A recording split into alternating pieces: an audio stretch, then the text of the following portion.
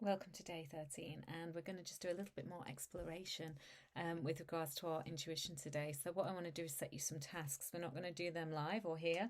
There's some things to go away and to play with. Now, intuition, when does it arise? Honestly, when we're not expecting it.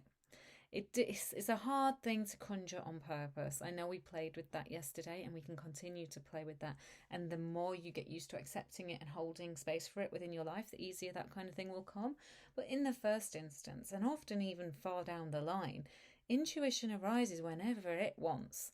Okay, so my best intuitions have come to me in the following times: in the shower, driving a car, listening to music, or not listening to music, but driving a car. So my mind, my kind of verbal mind, my logical mind is on a task. And that's when the intuitions fly through. When I'm trying to relax in the bath and read a book, so my mind is engaged, and then suddenly all these other bubbles start coming up.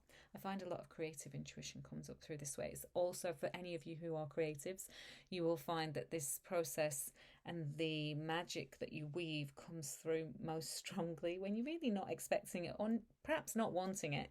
It might come through when you're doing something, again, where your mind is engaged: gardening, cooking, sports, really inconvenient time where you can't always just grab a notepad and pen and kind of write it down. Intuition is tricky like that, and what we need really for engaging intuition in the best way is taking our mind off of intuition. I know it's so contradictory. Walking, I find, is really a great one. I often get a lot of my creative inspiration, most of my creative inspiration these days, when I'm walking my dog. Again, don't often have a pen and paper on me. I tend to make lots of voice notes into my phone, or I have done in the past. So intuition is one of those funny things that really requires our mind to be out of the way, which feels like, therefore, it usually comes in by accident, and that's because we're busy. However, we can do that on purpose. And it means living a busy, active, engaged life, but one where we make time for gentle rest. And we don't do the gentle rest in the hopes that we will get intuition, because then we'd probably just be inspired and have to stop resting and go do. And I have done that before. I was once resting in the bath, and a book idea came through to me, and I decided to obey it. And I then spent the next 5 days writing this book, feeling like it was just flooding through from wherever these things come from some divine source. And in 5 days, I wrote the totality of a book, and I would never do that again. That's a different kind of intuition. It's the inspirational, creative kind of vibe of the intuition coming through. So whilst that was magical, it's also something we perhaps need boundaries with. So what we're asking for here is intuitions around our life, the practical elements, the things that we might need to know, the warnings, the heads up, the excitements, the good feelings that kind of tell us that something's going to be okay, the hope, the stuff that also actually really acts against things like stress and anxiety, because so many of us experience stress and anxiety as like par for the course. When we don't have anything to be anxious about, our mind will like invent things or over analyze conversations we've had and find reasons to be anxious.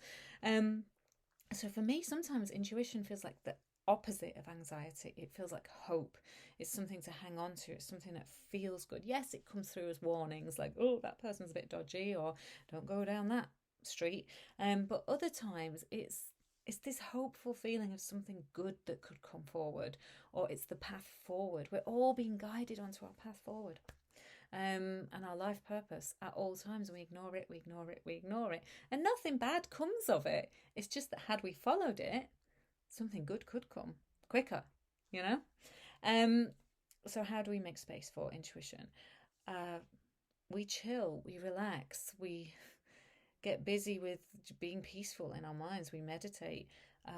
One way that I've really enjoyed intuitions is just kind of when I was breastfeeding my daughters in the dark. I remember just, no screens, put the screens down. Screens, I know we're on one now, but they are a killer to the intuition because they engage the mind, but they do so in a way that almost takes up all of its capacity. So you lose yourself to your screen, but there's no space there for the intuitions to arise.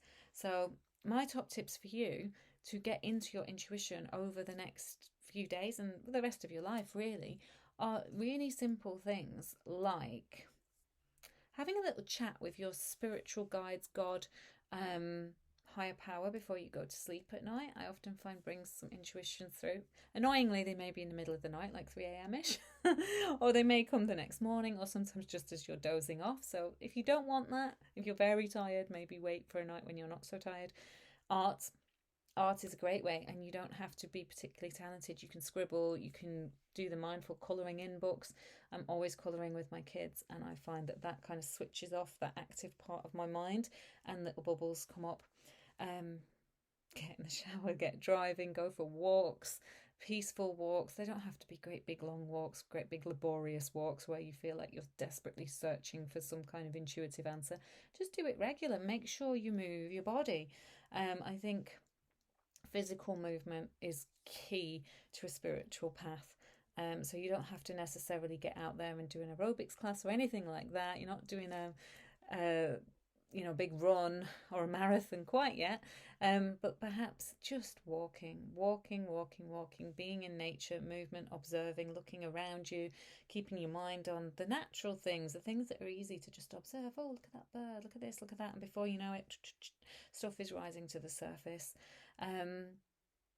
Be playful, lose yourself to the moment is honestly the direct route, I think, to the intuitions. And as you lose yourself to the moment and kind of are in this space, gardening, cooking, being, laughing with friends, no pressure, no trying to come up with a solution, that is when the intuitions find their way to the surface. So I want you to try and make some space for that this week. Have a little comment below as to how you think you might try to achieve that kind of mindful, mindless state. So can you cook a meal? Can you do some scribbling? Can you be in the moment? Can you take a walk? Can you, play with your cards a little bit, but in a really gentle way, so without any real expectations? Perhaps playing the game that we did back at the beginning where you're just coming up with stories. So just really gentle. This is what I'm doing with the cards, seeing if anything bubbles up through them. And of course, I just want to remind you all, are you all taking a card a day? And for those of you that are, brilliant, thank you. I hope you're posting it to the group, to the network. And if you're not, then make sure you do. You can just put a post on about what your card was. And particularly if you're beginning to find that your cards are really reflective of your experiences every day, there's a little bit of intuition, a little bit of magic coming through. So today this was a little bit of a lesson of intuition and the way it kind of finds us, and you can't study it. You can't study it. You can only make space for it. So let's make some space for intuition in the rest of our day, and we'll be moving forward tomorrow into our major arcanas. Okay, bye.